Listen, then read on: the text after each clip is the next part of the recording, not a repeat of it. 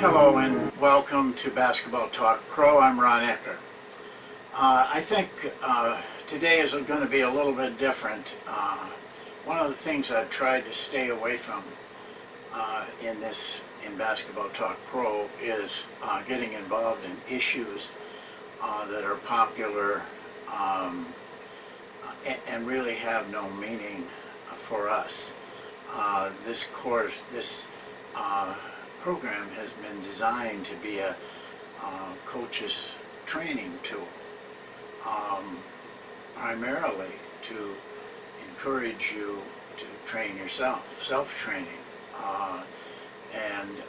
So we've stayed away from those kind of things and try to keep our focus on learning how to coach.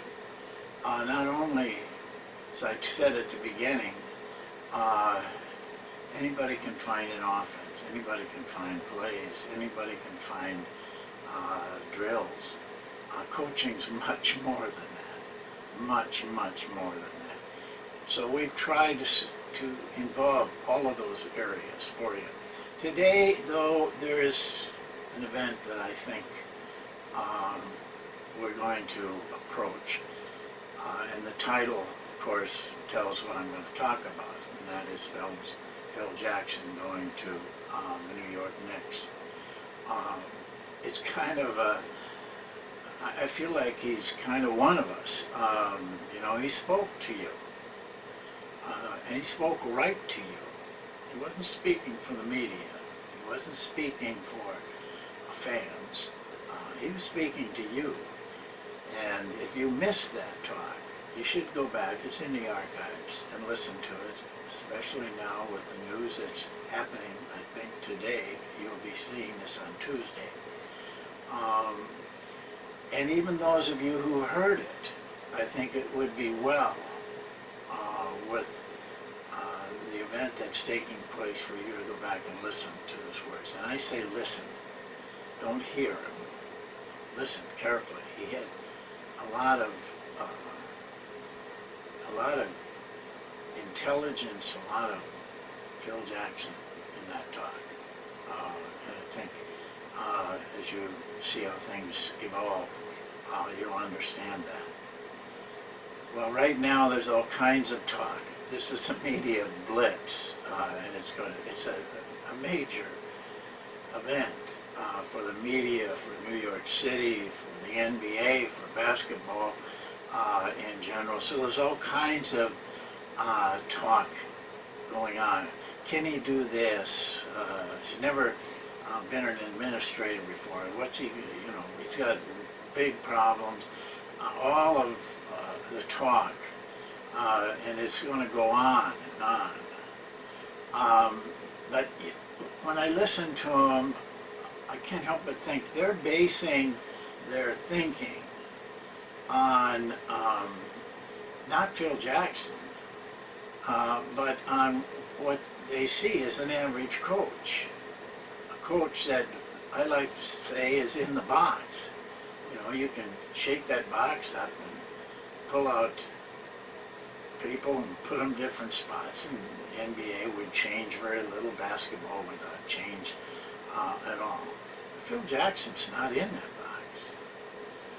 You have to look at this situation very differently. This is a different guy. He's not one of the, of the many. He's going to do things differently than you think he's going to do them. So really, they're not taking him into consideration, not accurately, at least. And they're talking about things that are obvious. What is he going to do with this player? What's he going to do with the contracts? All of those things are, pretty obvious. He'll take care of the obvious. But where they're looking is on the surface. His eye will penetrate much deeper. His eye will find the real problems and the causes of the problems. And what he does is not going to be necessarily very obvious to people that are watching things take place. All of a sudden, they're going to look up, like his teams have shown all through those years. They're going to look up and just see that the Knicks are winning more. They're doing it easily. They're doing it without any fanfare, because that's his way of operating. He'll penetrate a lot deeper into these problems. He's probably got it all worked out by now, or a very good general plan. It would surprise me if he didn't. So everything they say is not going to affect him. He's going to do it his way. He's going to do things that he thinks are right, regardless of it's what is popular. He's not going to care about that. His job is to develop an organization, and I think out of that development will come a lot of good for basketball. And you guys that are coaches, especially young coaches, watch and listen and see, because it's the way basketball should be played. And I am very excited about that I'm hopeful that there is change, that basketball is played different, coached different, and I think he's in a position to make that happen. How is he going to do it? Well, I will share a little story with you. I love boating, and I have an old boat, and I had a mechanic. He's no longer with us. But that mechanic was the ultimate Zen guy. And I used to sit and watch him work and think about Phil. Because there was so much Zen in this guy. I mean, he was so different from any other mechanic. I'd look at the other guys working on boats in the marina there, and they'd be dirty, and they'd be underneath engines. And this guy would come. He had an old Chrysler car, but it was meticulous. Ran, 15 years old, it ran like a new one. He never came without having everything planned out. He never got dirty. He'd always come with a big stack of towels, clean towels, where other guys were climbing all over the boat, leaving because they forgot something at the garage. Never happened with him. He would sit on the edge of that boat and do all his work without ever getting dirty. He knew exactly what to do.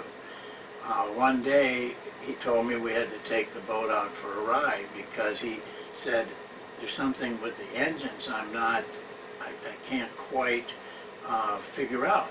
So we took a ride, and he would listen, make me stop. He'd listen to the idling, and we'd go again.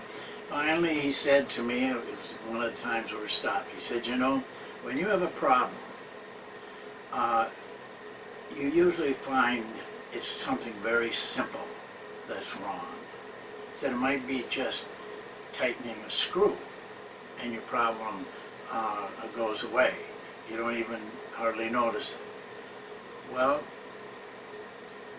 I think that's how Phil Jackson operates, and I think it's how he will operate. My guess is this: his approach, for one thing, is going to be very simple. How he deals with all those multitude of problems that the TVs and the radios and the talk shows and everybody are worried about.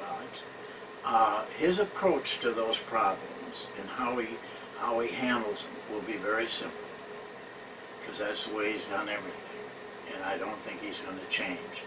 Believes in simplicity, and by keeping things simple, he avoids doing things that are unnecessary. He stays with what is really important. He will do that here too.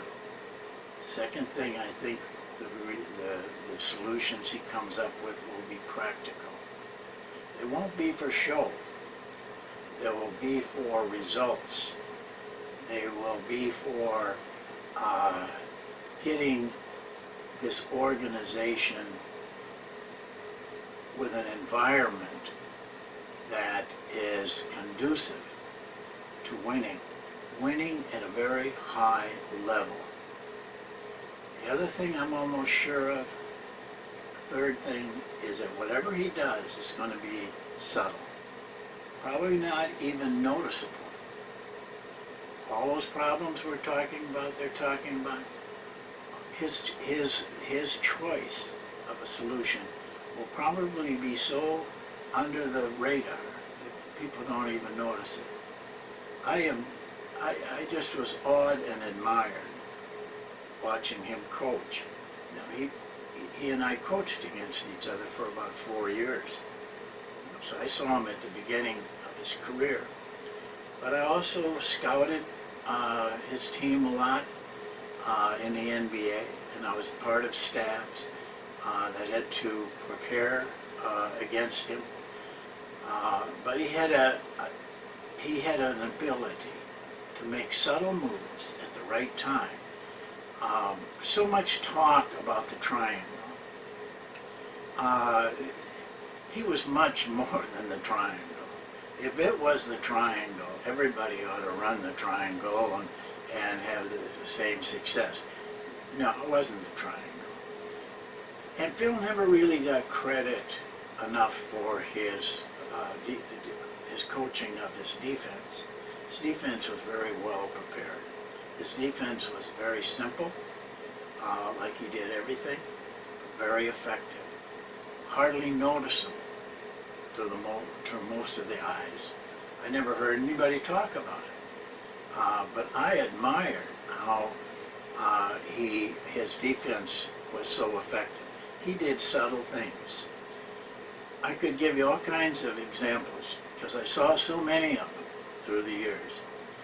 But I'll give you one because it just really displays how he did things and how simply he could get results. They were playing Houston. At Houston. Barkley was playing for Houston. And in this particular game, it was really a good game. Hard fought, tough, playoff type game. Barkley was phenomenal. I don't remember how many points he scored that night, but he scored a lot. But the Lakers maintained a very small lead, bounced back and forth, but predominantly the Lakers maintained that lead through the course of the game. You know, all the guys sitting on the table there scouting were talking about, you've got to do something to stop Barkley, you know, and yet nothing happened. The game just kept going. Barkley kept scoring points, and then it got down to minutes, seconds actually. Houston got the ball. It was a possession they had to score. It was a possession if they didn't score in that possession, it would be very hard to win the game because it was so close to the end. Houston called timeout. And I'm not so sure that's a smart thing to do against Phil Jackson. Might have been better not to let him talk to his players in that period of time. But anyway, they did call a timeout. The teams took the floor. All night long, they'd been playing behind Barkley or on his side. When the ball came inbounds, and of course Houston had a play, and they were going to go to Barkley, obviously. I mean, that was no stroke of genius. The guy was on fire.